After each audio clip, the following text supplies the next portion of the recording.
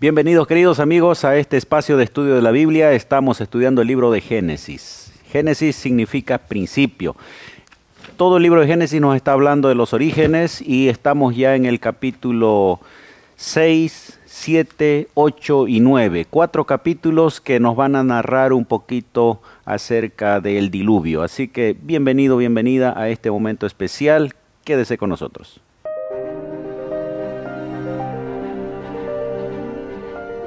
Axiomas, más allá de la evidencia.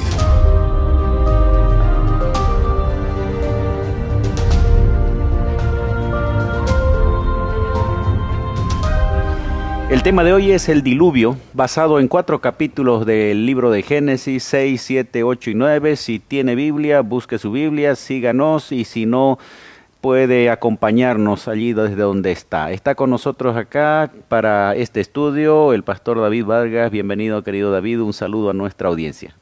Hola amigos, claro que sí, contento siempre de compartir la palabra de Dios. Bueno, está también con nosotros el pastor Rolando Chipana. Bienvenido, Rolando. Muchas gracias. Estamos con el gozo en el corazón de poder compartir el mensaje en esta hora. ¿Puedes guiarnos en oración, por favor, Rolando? Oremos. Querido Padre, muchas gracias, Señor, por otorgarnos la vida. Y gracias, Señor, también por esta oportunidad de abrir tu palabra y regocijarnos y aprender más acerca de ti. Rogamos tu presencia en el nombre de Jesús. Amén. Amén. Amén. La semana pasada vimos la trágica historia de Caín y Abel. Trágica porque Caín mata a su hermano y a partir de allí el legado de Caín termina trasladándose también a sus descendientes. Leo el capítulo 6, versículo 5, que va a describir más o menos la realidad que estaba aconteciendo en esa época. Vio Jehová que la maldad de los hombres era mucha en la tierra y que todo designio de los pensamientos del corazón de ellos era de continuo solamente al mal. ¿Cómo podemos entender, interpretar y comparar a nuestra realidad este cuadro? Todo pensamiento del corazón de ellos continuamente hacia el mal. David. Wow. El texto de memoria establecido para la semana, que mira hacia adelante, refleja también esta situación que se dio en el pasado, y cuando uno mira el presente a partir de la profecía dicha por Cristo, como en los días de Noé, ¿verdad? Serán las cosas, será la gente, una inclinación al mal tan exagerada, de modo que el texto dice que hacían prácticamente solo el mal, exclusivamente el mal. Es el fracaso de la especie humana, ¿no? Incluso existen estudios actuales en los que se afirma que la humanidad va a su extinción, ¿verdad? Si todo sigue así. Realmente el Señor tenía razón de aquella expresión que se dice que como si se hubiese arrepentido, sintió tristeza, sintió una emoción difícil en el versículo 6, ¿no? El versículo 6, tal vez podemos leer el texto. Ajá, dice el Señor, al Señor le pesó haber hecho al hombre en la tierra y le dolió en su corazón. Las actitudes nuestras pueden producir tristeza en el Señor, ¿no? Porque Él crea, vimos en lecciones anteriores, Dios crea un mundo perfecto y allí pone al ser humano. Y como resultado del pecado, el ser humano terminó desviándose, destruyendo la naturaleza y autodestruyéndose, y eso causa un dolor en el corazón del Señor. Y toma una decisión. Dios dice, bueno, si continúa así, la autodestrucción será fatal y es mejor raeré de sobre la faz de la tierra todo hombre que he creado, desde el hombre hasta la bestia, hasta el reptil, a las aves del cielo, pues me arrepiento de haberlos hecho. Pero Noé halló gracia ante los ojos de Jehová. O sea, el Señor decide intervenir, pero no con el propósito de exterminio o desaparición. El propósito es precisamente preservar a sus criaturas. Y darle una nueva oportunidad a la humanidad. Y entonces ahí viene el arca y ahí viene el tema del diluvio. ¿Cómo fue esa preparación para el diluvio, Rolando? Al igual que Daniel, el profeta Noé fue levantado por el Señor como una preparación. Nosotros podemos ver allí en Génesis capítulo 6, el verso 14 que menciona, y dice lo siguiente: hazte un arca de madera de gofer, harás aposentos en el arca y la calafatearás con brea por dentro y por fuera. De esta manera Dios hace la preparación para el diluvio. Se venía una gran destrucción y nosotros podemos ver aquí el término, ¿no? Arca, que ese término también curiosamente se utilizó, un término egipcio, para poder, por ejemplo, esconder al bebé Moisés, ¿no? Se utilizó ese mismo término de arca. Entonces Dios establece esta preparación, porque no solo enviaría destrucción, curiosamente decía acá el pastor David, ¿no? También Dios había preparado esto para poder salvar a la humanidad. Entonces nosotros vemos aquí un Dios que utiliza, va a destruir el mundo, pero no por completo. Va a utilizar el arca para salvar. Hay una descripción bien detallada de cómo debía hacerse el arca, medidas, todos los detalles, cuán minucioso es Dios cuando trata de orientarnos a nosotros, ¿no? Aquí lo vemos específicamente en el arca. Cuando se hace el tabernáculo ocurrirá lo mismo. Cuán interesado Dios en cada detalle. Hay paralelismos, ¿no? Exactamente. Nosotros podemos encontrar aquello.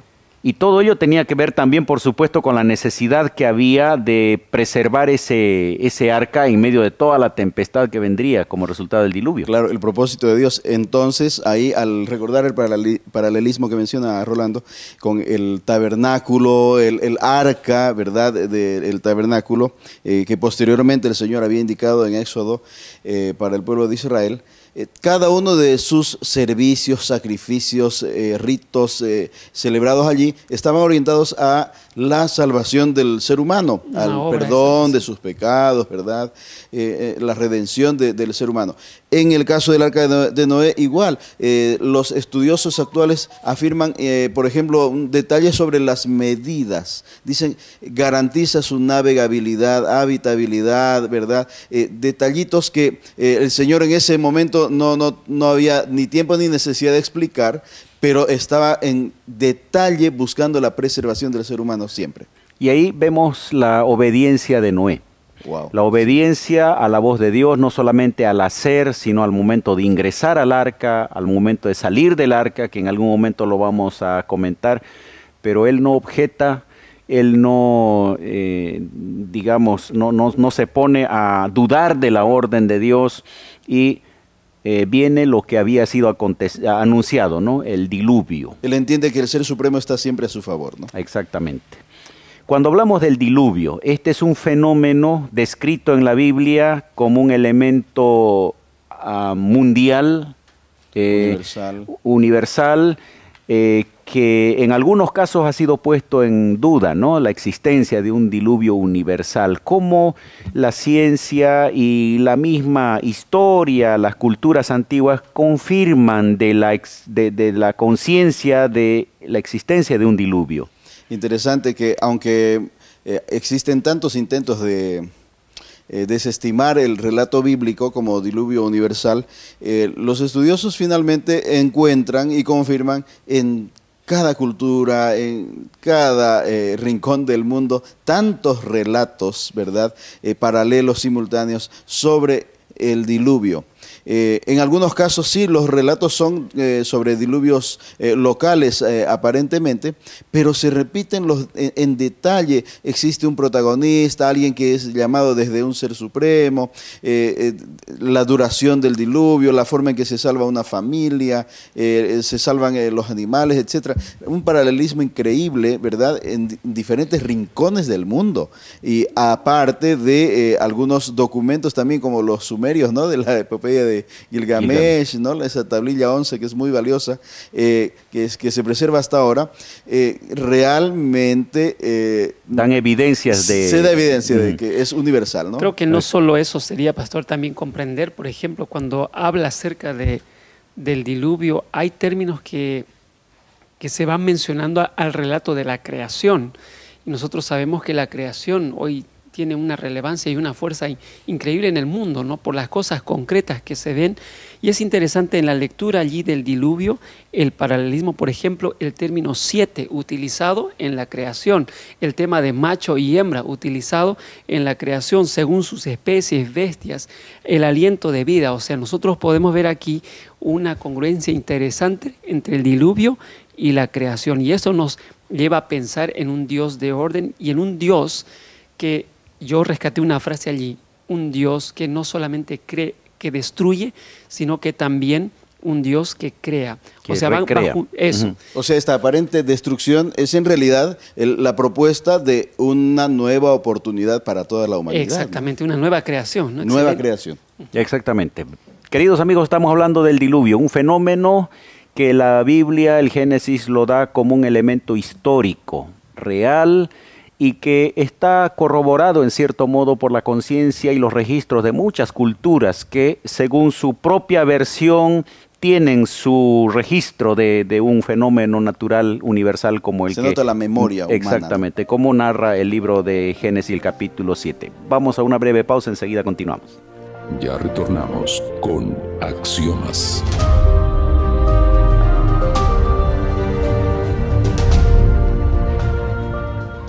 Amigos, estamos hablando sobre el diluvio registrado en el libro de Génesis capítulo 7. Allí se narra el tiempo que duró el diluvio. De paso, se entiende de que anteriormente a esto no existía ni siquiera el fenómeno de la lluvia y que allí se habrían abierto la fuente de las aguas. Llega un momento en el que Dios separó las aguas de la tierra, y ahora como que se vuelve a unir el agua con lo que conocemos como lluvia, y el diluvio tiene una duración de 40 días y 40 noches. Llega el momento en el que Noé tiene que salir del arca. ¿Cómo sucede esto? Interesante que él, por su parte, envía un ave, otra ave, está viendo la situación en el exterior del arca, ¿verdad? Pero no sale, no se mueve hasta que el Señor le indica que debe salir. Y es interesante asociar incluso esto con la actitud de fe, ¿no? Mientras uno confía en el Señor, hay acciones que están a nuestro alcance, que están dentro de nuestras posibilidades, y así lo iba haciendo Noé. Y sin embargo, en simultáneo, la fe implica también aguardar las indicaciones o las señales que el Señor establece en la ruta.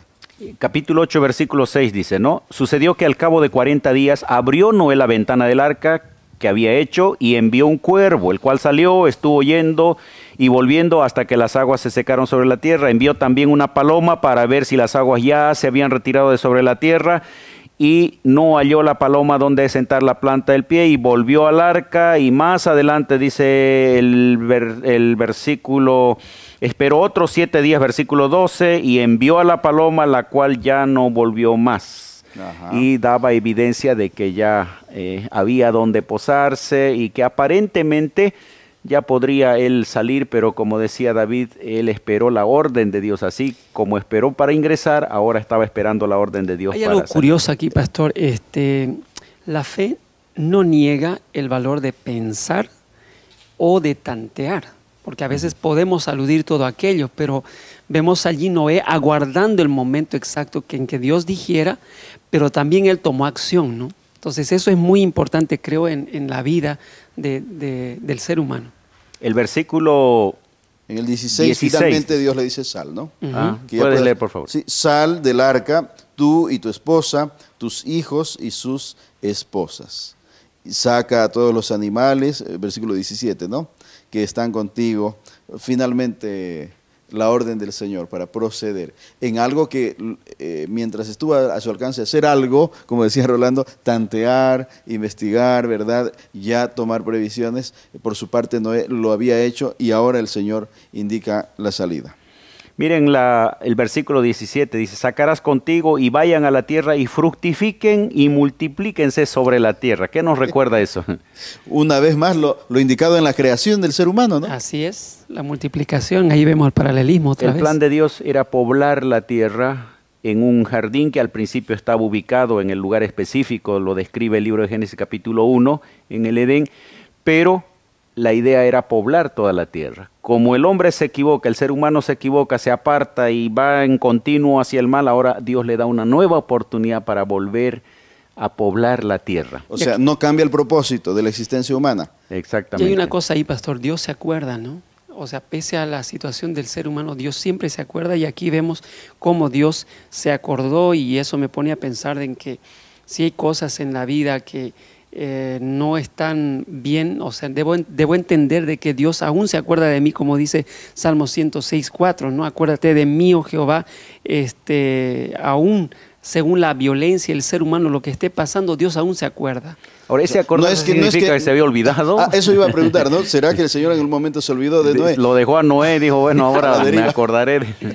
No, ¿verdad? Y tampoco tuvo que hacer méritos para que Dios se acuerde de él, ¿no? El Señor está siempre al tanto de él. Quizás se acordó en el sentido nuestro, en nuestro lenguaje, en el lenguaje de nuestras limitaciones. Ahora interviene nuevamente el Señor como si se acordase, pero en realidad Él está conduciendo todo, está al tanto permanentemente. Claro, y el escritor está queriendo decir, bueno, para la lluvia llega el momento en que tiene que salir y tiene que continuar el proyecto que Dios tenía, ¿no? ¿Qué es lo primero que Noé y su familia hacen cuando salen del arca? Nosotros podemos ver que allí ellos inmediatamente salen, adoran a Dios, levantando un altar allí para poder sacrificar. Y aquí hay una cosa interesante, pastor. Adán y Eva adoraron a Dios en el día sábado. Noé y su familia adoraron después del diluvio con sacrificio. En el primero nosotros vemos una adoración directa. En el segundo tuvo que sacrificar algo Noé. Y allí nos pone a pensar, ¿no? de que Noé tenía una actitud de agradecimiento por su salvación. Allí elabora ese altar. Cuán importante es, querido amigo, querida amiga, agradecer a Dios, adorar a Dios.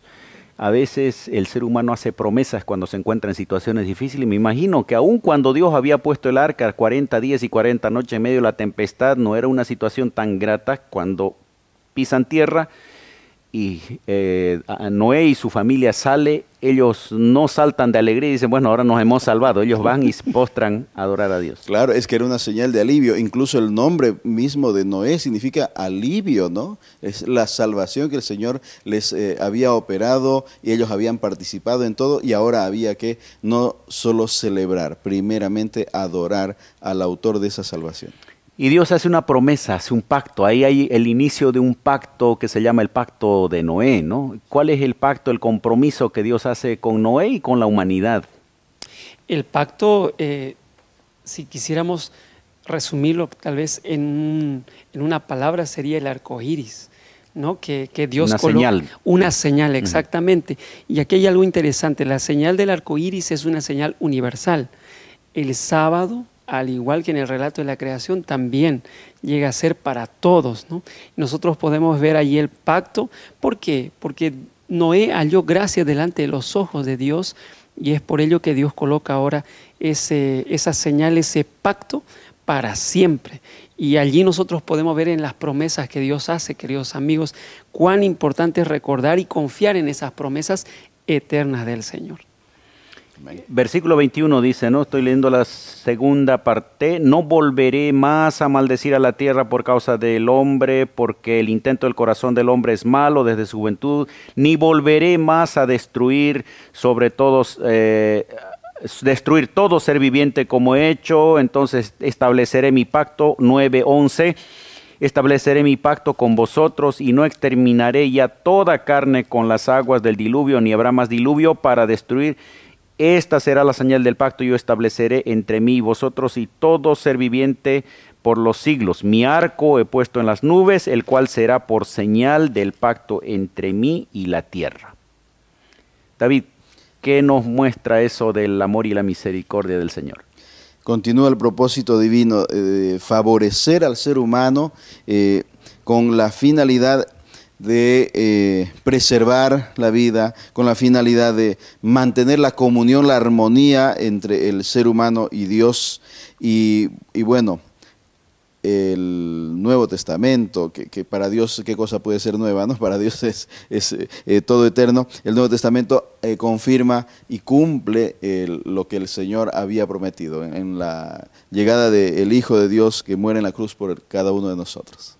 Queridos amigos, el tiempo es corto, ya estamos al final de nuestra lección. Hemos hablado del diluvio, este fenómeno universal registrado en la Biblia que está presentado como un hecho histórico, pero que al mismo tiempo muestra el cuidado, la misericordia de Dios, y luego de que el pueblo, en este caso representado por Noé, pisan tierra, les da la orden de fructificarse, multiplicarse y haciendo un pacto especial con ellos.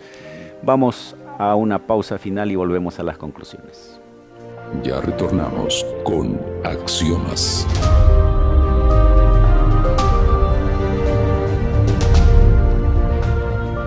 El diluvio es un tema siempre fascinante, no solamente para el que lee la Biblia de manera rápida, sino también para la gente que se dedica a la investigación. Finalmente entendemos que el diluvio es un hecho real que está registrado en la Biblia y que trae muchas enseñanzas para nosotros, sobre todo del cuidado de Dios por la humanidad.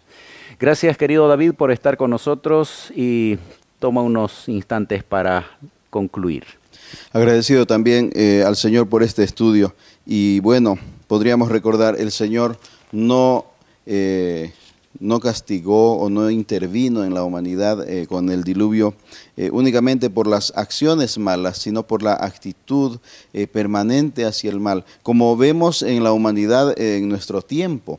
Y con seguridad el llamado, la invitación para cada uno de nosotros sería: volvamos al Señor, dejémonos guiar, dejémonos conducir, dejémonos salvar.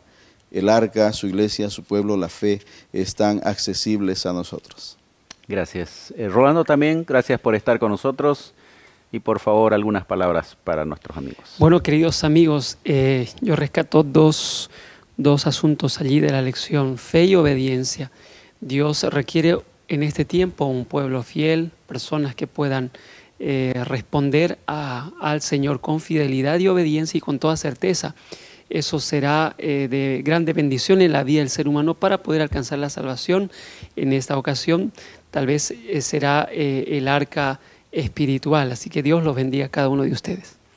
Amigos, el relato del diluvio termina con un nuevo comienzo, una nueva oportunidad para el ser humano, y esa oportunidad todavía está vigente para nosotros, para poder obedecer la voz de Dios, así como Noé lo hizo, y adorarlo a Él como gratitud por todo lo que Él está haciendo cada día en nuestras vidas.